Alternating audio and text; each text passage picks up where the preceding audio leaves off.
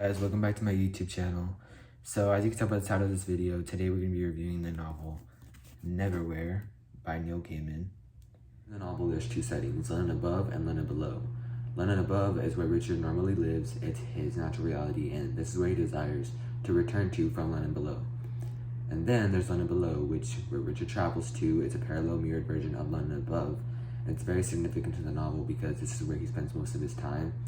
And it contains all that's suppressed by London Above and inhabits all the lost and forgotten.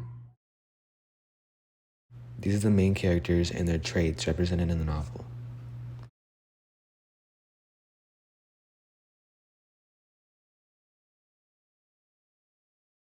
I believe this novel is a Bildungsroman just because it follows the steps of what a Bildungsroman truly is. And in a Bildungsroman, the novel generally starts with loss or tragedy that disturbs the main character emotionally. And we see that being in the novel when Richard loses Jessica by helping Dora. The character leaves on a journey to fill that vacuum, and we see Richard leave on a journey to London Below. During the journey of the Bildungsroman, the protagonist gains maturity. However, it's with difficulty. So Richard's journey in London Below does consist of him having excessive character growth. However, he does have to undergo some terrifying experiences in this journey. Usually the plot depicts a conflict between the protagonist and the values of society, and Richard doesn't know how to really get used to them throughout London Below, so there is some conflict with that. However, throughout the novel, he does eventually get used to them. After accepting the values, he's finally accepted into the society of London Below, and he decides to return there because London Above isn't just the right place for him. Reading this novel, I've decided that I'll give the book a rating of 4 out of 5 stars. I really enjoyed how Neil Gaiman added more suspenseful and action scenes to the book, such as the ordeal of the key, the battle with Islington, the battle with the Beast of London, the Marquis de Carabas death and rebirth scenes, and when Richard running from Cooper Manor. Another thing I enjoyed about Neil Gaiman's work is how he interpreted multiple tones into the story, and he didn't just stick with one tone. There was some romantic tones, there was humorous tones, there was depressing tones, and there was terrifying tones. And all these tones actually made the novel more fun and interesting to read because there was times that I could crack a laugh, there was times where I could be anxious, and it actually made the novel less dull and way more creative. In my opinion, I would say that Neverwhere can fit perfectly in comparison to Harry Potter, just because the two main characters, Harry and Richard, are kind of the same.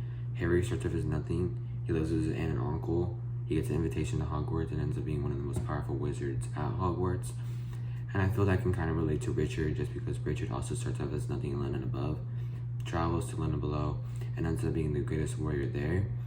And along the way, both heroes undergo some type of hero's journey where they face obstacles and challenges, but they also have some support on their backs, such as Harry has Hermione and Ron, and Richard has Dora and Marquis de Carabas. The first situational archetype is the battle between good versus evil, and obviously that means the battle between two primal forces. Usually in this archetype, good ends up triumphing over evil, and we actually see that at the end of the novel when Dora tricks Islington by making him think she's going to open a door to heaven, but really she's opening a door to a place far, far away.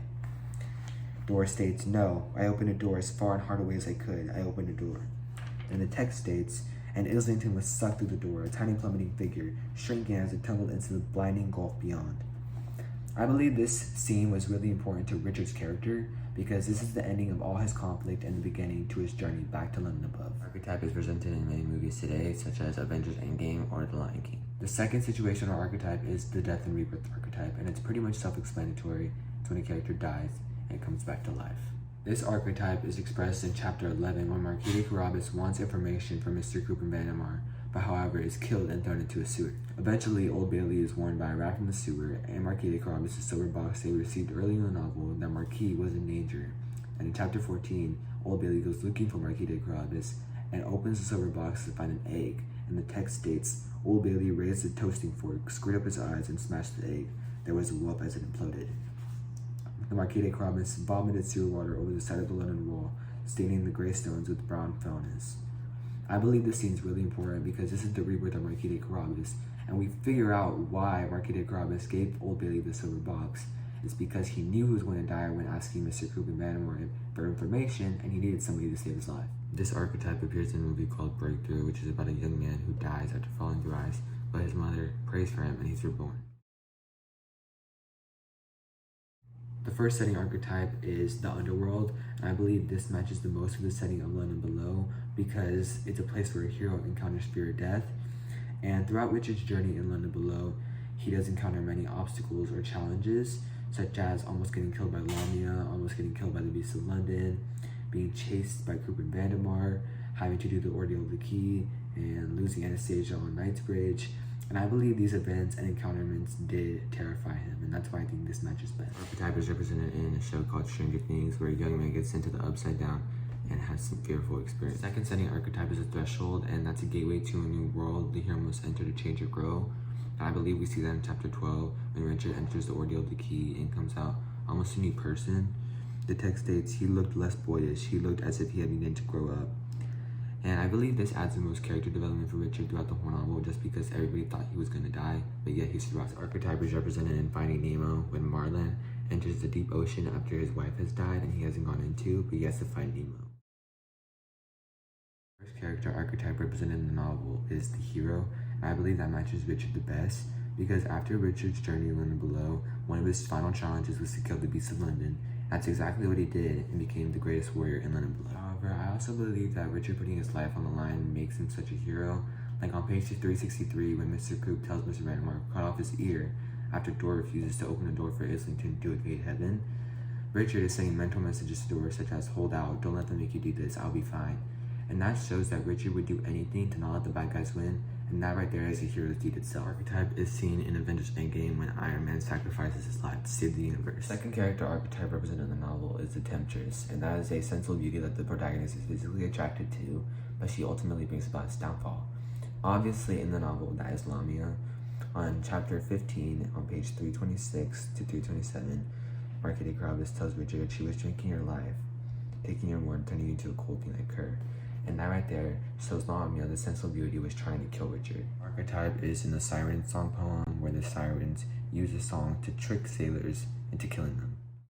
I believe the symbolic archetype animals, specifically the rats, are really helping hand in the group's journey, and they hold so much value in the society of London Below, because we can see that Dora and Old Bailey have spoken to the rats, and one of the rats from the sewer that found Marquita Carabas' body actually warns Old Bailey that Marquita Carabas was in danger. And if he wouldn't have done that, Marquita Carabas would have stayed dead, and it would have affected the rest of the novel. The symbolic archetype represented in the novel is haven versus wilderness, and that basically means a place of safety versus a place of danger. And the safety for Richard would be London Below, his danger would be London Above, and that's why he chooses to stay in London Below. However, I would think that the safety is London Above rather than London Below, because in London Below there's many terrifying experiences that Richard underwent, and I think he chose to stay in London Below because of Dora mainly, rather than what the society was. And I do think he will regret his decision and return to London Above, because that's what's best for him. Symbolic archetypes can be seen in The Lion King, the animals being the lions, and the haven versus wilderness being the elephant graveyard and Pride Rock. Throughout the novel, we encounter many themes. However, my two favorite themes were appearance versus reality and self-discovery/realization. Appearance versus reality is whenever an appearance seems to be misleading. Page 330, we actually see Hunter's appearance to be misleading when she betrays the group. Mr. Croup states, before Hunter agreed to work for you, she agreed to work for a principal, taking care of you. And I believe this is a major turning point in the novel, because I would have never thought the group's bodyguard, the one to protect them, would actually be going up against them and working for Mr. Croup and Vandemar. I know that Islington's appearance seems to be misleading when he betrays the group and tries to use Dora to open the door to heaven. And on page 360, chapter 15, Islington's image is the most frightening that the group has ever seen. The text states, the angel's serene beauty cracked, its eyes flashed, and it screamed at them, crazy, scary, and uncontrolled. Utterly certain in its rightness, they deserved it. And I believe this is a huge moment for Islington, because we finally get to see his true colors. However, I do think Hunter's betrayal was way more suspenseful, because I kind of suspected Islington to be the villain. However, Islington's betrayal was being represented in the novel is self-discovery/realization. And this is a journey or exploration through our inner self to find where we belong as a person. And we actually see that in Richard's character at the end of the novel. Marquita Carabas returns to London Above and asks Richard, are you coming? Richard nodded without trusting himself to speak and stood up. And they walked away together through the hole in the wall and back into darkness, leaving nothing behind them, not even the doorway. This is the moment Richard knew he did not belong in London Above, and he wanted to return back to London Below. That's the end of this video. If you guys enjoyed, let me know and give it a thumbs up.